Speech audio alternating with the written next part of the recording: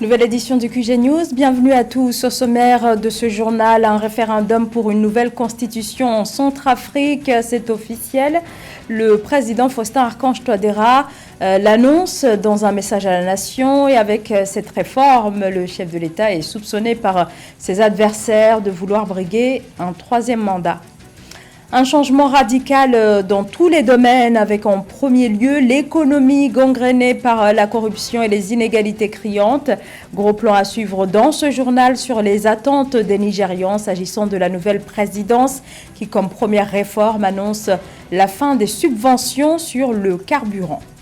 Puis la gestion des contrats pétroliers au cœur de la première édition des Journées du pétrole, ouverte ce mercredi à Dubaï.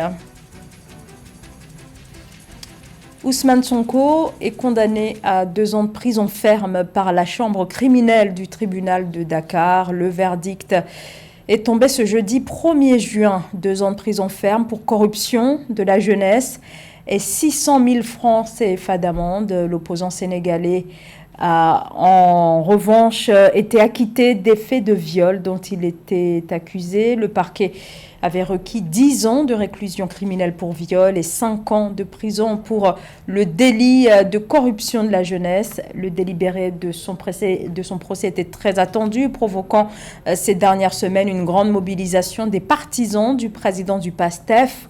Ousmane Sonko, candidat déclaré à l'élection présidentielle de 2024, dénonce depuis le début de ses accusations un complot politique destiné à l'écarter de la présidentielle. L'élection présidentielle, les législatives et les locales vont se tenir le 23 août 2023 au Zimbabwe. La date est fixée par le président sortant Emmerson Mnangagwa. Ce calendrier était très demandé, notamment du côté de l'opposition. La veille de l'annonce de cette date, le chef de file de l'opposition, Nelson Chamisa, qui sera le principal rival de l'actuel président de la République lors de la prochaine présidentielle, avait accusé ce mardi le pouvoir d'entretenir, je cite, l'opacité sur les dates. Fin de citation. Ces élections s'annoncent très tendues avec une montée de tension entre pouvoir et opposition. Des irrégularités dans l'organisation des différents scrutins ont déjà été soulevées.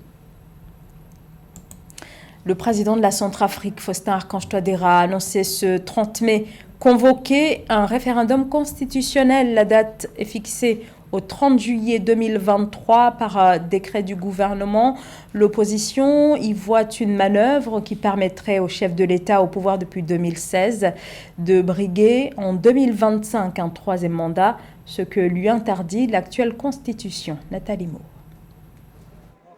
Le corps électoral a été convoqué pour la tenue d'un référendum en vue d'une révision de la Constitution en République centrafricaine le 30 juillet 2023. Dans un discours diffusé par la télévision nationale le 30 mai 2023, le président Faustin Archange Touadéra a rappelé la vocation de régulation des institutions, de conquête et d'exercice du pouvoir de la Constitution du 30 mars 2016. Il a cependant regretté que ce texte n'ait pas atteint l'objectif de pacifier le pays, relevant des insuffisances en convoquant, selon lui, des sollicitations du peuple et de certains partis politiques. Certains courants politiques centrafricains, ainsi qu'une majorité de nos populations, l'ont trouvée insuffisante pour des motifs divers et variés, notamment ce qu'elle ne propose pas de solution appropriée aux causes des conflits militaro-politiques récurrents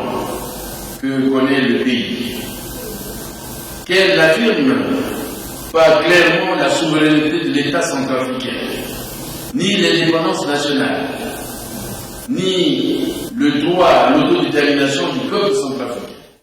En République centrafricaine, le projet de révision constitutionnelle connaît une vive réprobation d'une coalition de l'opposition regroupés dans le bloc républicain pour la défense de la Constitution. Ils accusent le chef de l'État de vouloir briguer un troisième mandat et appellent déjà le peuple à voter non lors de cette échéance électorale, un hold-up constitutionnel selon eux. Alors que nos besoins élémentaires en matière d'alimentation, d'eau potable, d'électricité, de routes, de santé et d'éducation sont loin d'être satisfaits, Touadéra n'a qu'une obsession, celle de rester ad vitam aeternam à la tête du pays. Résister à un coup d'État, quel qu'il soit, est un acte patriotique, conforme à la Constitution du 30 mars 2016. Au soupçon de l'opposition, le président Touadéra a opposé l'argument selon lequel la modification de la Constitution, sa modernisation, ne saurait empêcher l'alternance au pouvoir. Il a indiqué que l'adoption d'un nouveau texte constitutif sera la voie ouverte à l'organisation d'élections libres, démocratiques et transparentes dans le pays. Le décret de convocation du corps électoral pour le référendum du 30 juillet 2023 a fixé du 15 au 28 juillet la tenue de la campagne référendaire. Le président Bola Tinubu, le successeur de Muhammadu Buhari à la tête du Nigeria, est attendu sur plusieurs fronts. La lutte contre la pauvreté, la relance de l'économie figurent parmi les axes prioritaires dans ce pays le plus peuplé d'Afrique où l'économie est en crise en raison notamment de la situation budgétaire alors que la dette continue de se détériorer. Alors comme première réforme, la nouvelle présidence annonce la fin des subventions sur le carburant. Une mesure qui est décriée par certains car elle pourrait aggraver l'inflation. Philomentine. Avec une croissance estimée à 3,2% en 2023 par le Fonds monétaire international, la reprise économique au Nigeria pourrait être impactée par plusieurs facteurs endogènes et exogènes. Toutefois, le nouveau président du Nigeria, Bola Tinubu, s'engage entre autres à faire passer la croissance économique du pays à au moins 6% par an. Il convient de rappeler que les conditions socio-économiques restent difficiles au Nigeria. En ce qui concerne l'économie, nous visons une croissance plus élevée du PIB et une réduction significative du chômage. J'ai un message pour nos investisseurs locaux et étrangers. Notre gouvernement examinera toutes les plaintes formulées au sujet de la fiscalité multiple et de divers obstacles à l'investissement. Le nouveau président nigérian a hérité d'un pays en difficulté économique dont la dette publique devrait atteindre 172 milliards de dollars en 2023, selon un rapport du Bureau de gestion de la dette du Nigeria. Ceci combiné à une forte inflation maintenue au-dessus de 21% depuis décembre 2022. Des pressions du secteur extérieur et la volatilité du secteur pétrolier pourraient impacter la reprise économique du pays. Les réformes doivent concerner le système d'échange actuel. Les finances publiques, vous savez, lorsqu'on compare les indicateurs de corruption ou bien de gouvernance en général, le Nigeria démontre qu'il y a beaucoup à faire dans ce sens-là.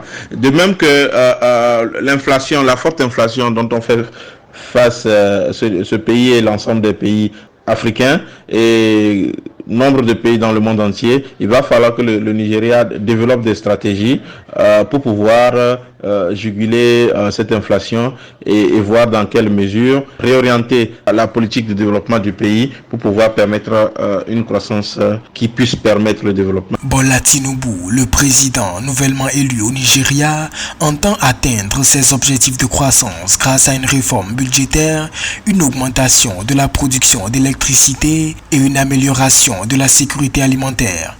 Le chef de l'État fédéral s'est engagé à mettre fin aux subventions accordées sur le carburant, une décision qui augmentera de 13 milliards de dollars les revenus annuels du Nigeria. Le chômage, le sous-emploi et l'envolée des taux. 60% des jeunes Africains sont aujourd'hui touchés de plein fouet par le chômage, une situation alarmante qui ne s'arrange pas. Elle touche aussi bien les diplômés que les non-diplômés. Le Burkina Faso, vous allez le voir, est confronté à ce fléau face auquel le gouvernement de transition se dit engagé avec un accent mis sur l'adéquation formation et marché du travail. Et pour ce faire, les autorités viennent de lancer un dispositif d'orientation des étudiants sur les opportunités professionnelles. Paul-Marcel Mayagui, Absan Bibou. Au Burkina Faso, le chômage des jeunes est l'une des préoccupations des autorités. Dans ce pays de 20 millions d'habitants, le taux de chômage en milieu jeune est estimé à 7,1% selon le dernier recensement national. Face à cette situation, les autorités de la transition ont procédé le 27 mai 2023 au lancement de l'initiative Bureau, bilan de compétences et accompagnement. Ce programme gouvernemental ambitionne d'informer les étudiants sur les opportunités, les caractéristiques et les exigences du marché du travail, les accompagner dans la définition de leur projet professionnel ou d'emploi, mais aussi dans la construction de leur devenir professionnel.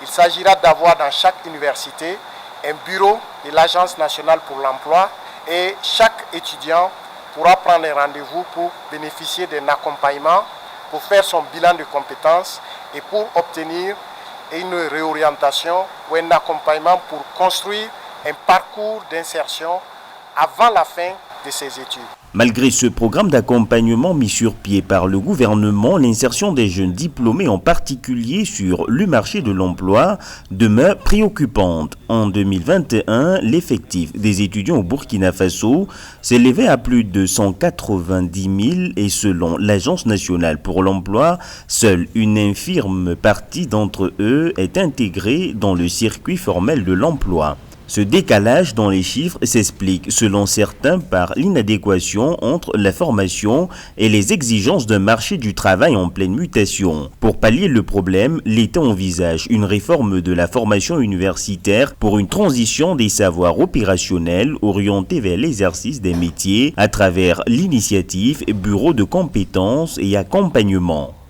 Toutes ces questions, on s'est posées. Et ça nous a amené donc à réfléchir ensemble pour essayer de faire des réformes. Cette réforme, ça consiste donc d'abord à mettre ces bureaux en place pour permettre de voir toutes les opportunités qu'il peut y avoir. Je suis persuadé que dans cette salle, il y a des gens qui sont peut-être dans des filières qu'ils n'ont peut-être pas choisies, ils n'ont pas l'amour de la filière, mais ils le font juste parce qu'ils n'ont pas le choix. Donc, à travers ces bureaux, je pense et j'espère que ça va vous aider à vous réorienter. Et bien avant donc la mise en place de ces bureaux, comme le ministre l'a dit, nous avons eu une autre idée, donc l'incubateur qui a été créé au niveau des Bagré. Et nous allons plus loin, il y a des universités qui ont été ciblées pour, au lieu que ce soit l'incubateur, nous allons initier de la production au profit donc de ces universités-là. La première phase du déploiement des bureaux, bilan de compétences et accompagnement concerne les 14 universités publiques. Elle connaîtra une extension progressive aux institutions d'enseignement supérieur et de recherche publique et privée d'ici 2025. Le chef de l'État kényan, William Ruto, plaide auprès de ses homologues africains pour le système panafricain de paiement destiné à faciliter les échanges commerciaux en Afrique. Pour cela, il faut, dit-il, abandonner le dollar américain, monnaie largement dominante à l'échelle mondiale et qui occupe une place importante, y compris sur le continent africain.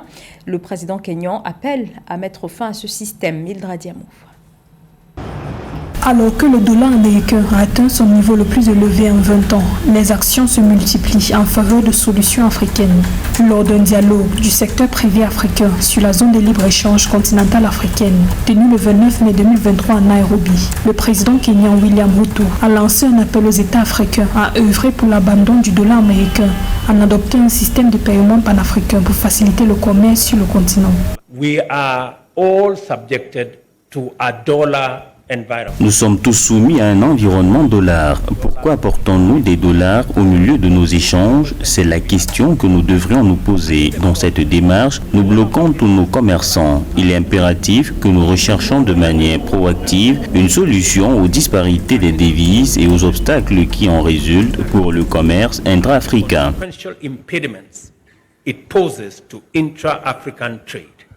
Tout en encourageant la ferme implication du secteur privé dans le renforcement du commerce intra-africain par le biais de la ZLECAf, le chef de l'État kényan a exhorté ses pairs à mobiliser les banques centrales et commerciales pour rejoindre le système panafricain de paiement et de règlement PAPS, lancé en janvier 2022 par la Banque africaine d'import-export.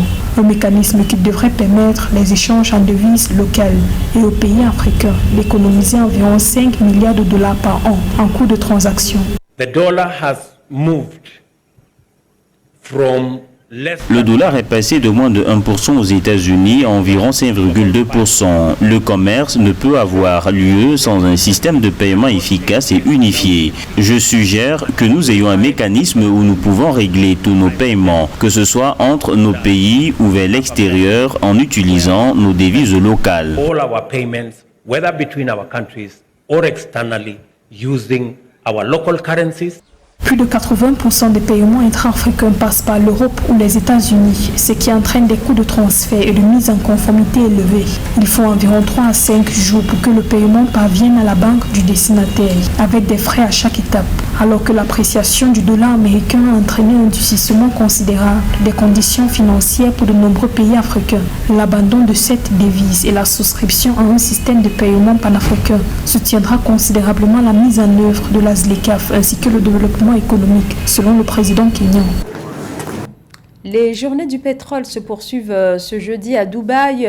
L'incidence des contrôles dans la gestion des contrats de partage de production est la thématique retenue pour cette première édition qui rassemble des cadres des administrations chargées de la gestion des hydrocarbures, mais aussi des responsables des sociétés nationales du secteur pétrolier. Marie-Raphaël Antolo. D'après l'archive ouverte pluridisciplinaire HAL, les contrats d'investissement pétrolier étranger soulèvent en pratique une longue série de problèmes juridiques très complexes. Pour des experts du secteur, l'abondance des ressources pétrolières suscite souvent des interrogations, notamment quant à la gestion des activités d'exploitation et des recettes pétrolières. Pour apporter des réponses aux interrogations et incompréhensions liées aux contrats pétroliers en Afrique, le groupe gabonais 3M Partners et Conseil rassemble les acteurs du secteur des hydrocarbures à Dubaï du 31 mai au 3 juin 2023 dans le cadre des journées pétrole. Le choix de Dubaï s'inscrit tout simplement par le fait que le modèle économique retenu par Dubaï, qui est un pays producteur de pétrole, est quelque chose de très inspirant. À partir du pétrole, ils ont réussi à assurer une transformation de leur économie de manière à faire en sorte que le tourisme et l'activité portuaire soient aujourd'hui les fers de lance de cette économie. Et donc, fort de cela, nous souhaiterons que les pays africains puissent s'en inspirer, bien sûr, en tenant compte des spécificités de chacun des pays. La mise en œuvre de politiques pétrolières par les États est un des principaux facteurs dans la réussite ou l'échec du développement du secteur pétrolier, d'après des observateurs. Le contrôle est un élément important pour les États africains, car il permet à nos États, premièrement, de pouvoir collecter des informations tout au long de la vie, de la durée d'un contrat, sur plusieurs aspects, sur des aspects aussi bien techniques, sur des aspects financiers, mais aussi sur des aspects opérationnels qu'environnementaux. Selon le cabinet 3M Partners et Conseil, cette tenue des premières éditions des Journées Pétrole sera l'occasion pour 8 pays africains, à savoir le Gabon, le Sénégal, le Tchad, la République du Congo, la République démocratique du Congo, la Guinée équatoriale, la Côte d'Ivoire et la Mauritanie, de mieux s'approprier des sujets tels que l'intérêt et l'impact des audits des coûts pétroliers ainsi que l'importance du contrôle de sa production. Fin de ce journal. Merci de votre fidélité. L'information continue sur Africa 24.